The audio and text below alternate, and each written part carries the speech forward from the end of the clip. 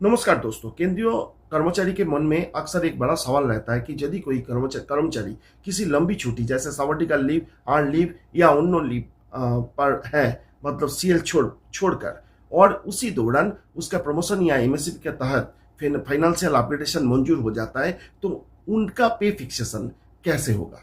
और सबसे जरूरी बात, उन्हें इसका आर्थिक लाभ मतलब फिनेंशियल बेनिफिट किस तारीख से मिलना शुरू होगा।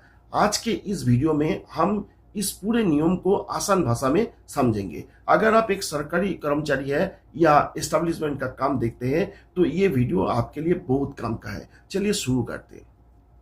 आइए सबसे पहले सवाल को देख लेते हैं। सवाल एक कर्मचारी से जुड़ा है जो सैबटिकल लीव पर है। छुट्टी के दौरान ही उनका ड्यू डेट से प्रमोशन या फाइनेंशियल अपग्रेडेशन हो जाता है। अब सवाल ये है कि उनका पे फिक्सेशन कैसे किया जाएगा। क्या रूल है कि क्या उन्हें वित्तीय लाभ फिनेंशियल बेनिफिट ड्यूटी पर वापस आने यानी एजम्पशन ऑफ ड्यूटीज की तारीख से मिलेगा। इस मामले को समझने के लिए हमें लीव रूल्स और इंक्रीमेंट के नियम की समानता एनालॉजी को देखना होगा। पहली बात, सैबटिकल लीव आमतौर पर एकेडमिक स्टाफ को पूरी लीव सैलरी और भत्तों के साथ दी जाती है। सीसीएस लीव रूल्स के नियम 40 मतलब रूल 40 के अनुसार जब कोई सरकारी कर्मचारी अर्न लीव पर रह जाता है तो उसे छुट्टी पर जाने से ठीक पहले मिल रहे वेतन के बराबरी लीव सैलरी मिलती है।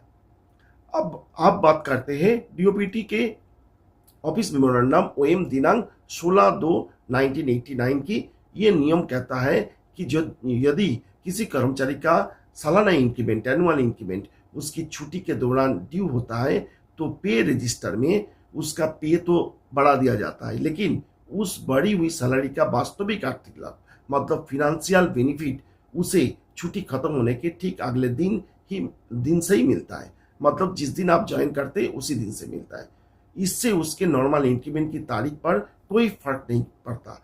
ठीक इसी नियम और समानता मतलब सेम एनालॉजी के आधार पर यदि छुट्टी के दौरान आपका प्रमोशन होता है तो आपका पे फिक्सेशन एफआर 22(1)(a)(1) और सीसीएस रिवाइज रूल्स के नियम 13 के तहत ड्यू डेट से ही कर दिया जाएगा। लेकिन जहां तक बात फाइनेंशियल बेनिफिट नौगोद आर्थिक लाभ की है, वो आपको प्रमोशन की तारीख से नहीं बल्कि आपकी छुट्टी समाप्त होने की तारीख date of expiry of such leave के बाद से मतलब जिस दिन ज्वाइन करते उसी दिन से लागू होगा। यानी नियम बिल्कुल साफ है।